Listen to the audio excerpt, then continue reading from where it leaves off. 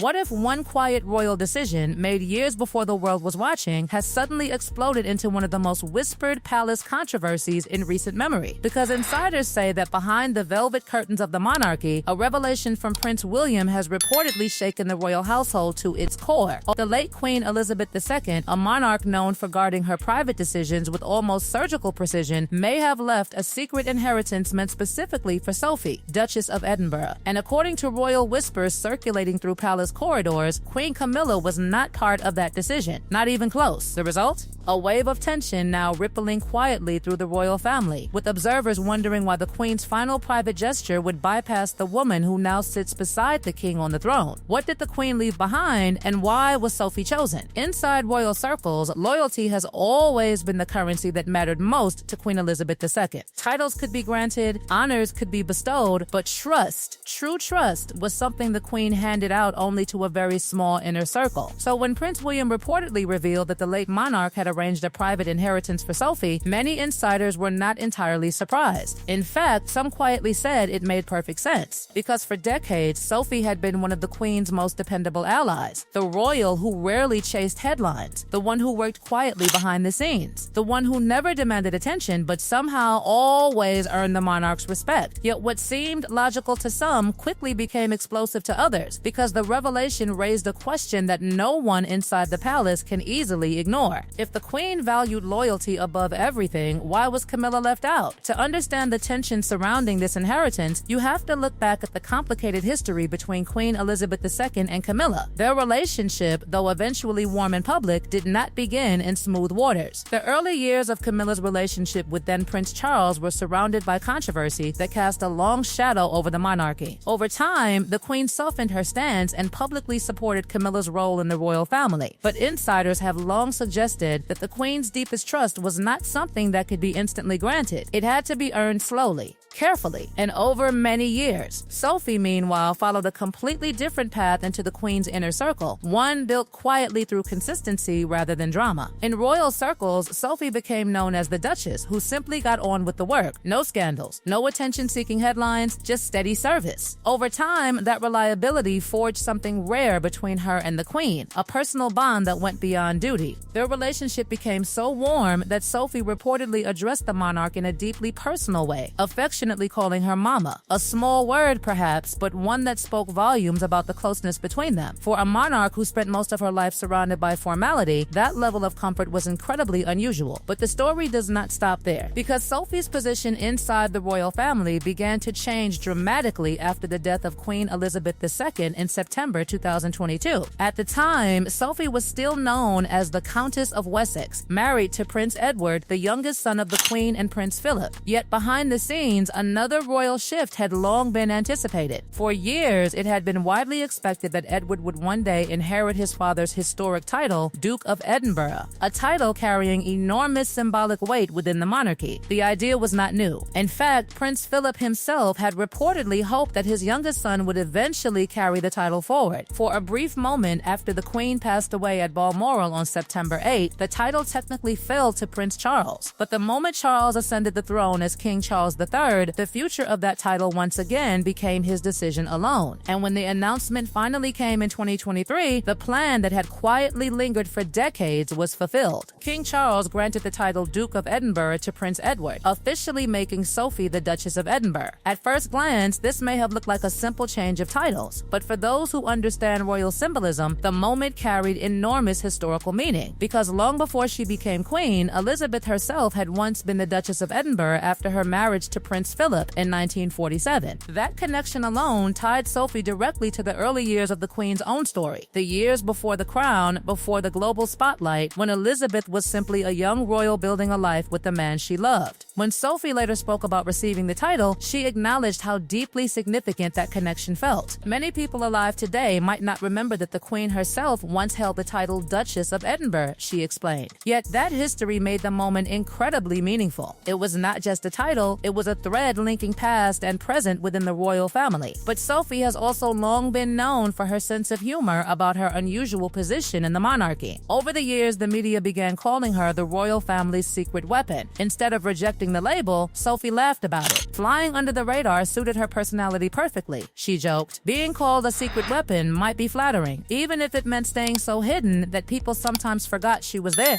Yet ironically, that quiet approach is exactly what built the extraordinary trust she shared with Queen Elizabeth II. According to royal insiders, their relationship gradually evolved into one of the strongest bonds inside the monarchy. The Queen admired Sophie's grounded nature and her refusal to chase royal privilege. While many figures inside the institution relied heavily on protocol and protection, Sophie carried herself with a natural simplicity that the Queen deeply appreciated. Some insiders even suggested that Elizabeth eventually saw Sophie almost as a surrogate daughter, someone whose presence felt completely natural inside the royal household. And the bond between them was not limited to formal royal duties. They shared personal interests as well. One of the most surprising connections between the two women was their fascination with military history. At one point, Sophie even visited First World War battlefields in northern France and reportedly phoned the Queen directly from the sites, describing everything she was seeing in real time. It was a small moment, but one that revealed the depth of their friendship. There were even lighter moments between them that few people would expect. At one point, Sophie reportedly convinced the Queen to sit down and watch the Netflix series The Crown. For a monarch whose life had been dramatized and dissected by millions, the idea seems almost unbelievable. Yet insiders say the fact that Sophie could persuade the Queen to watch it revealed how relaxed and comfortable their relationship had become. Over the years, that trust only grew stronger.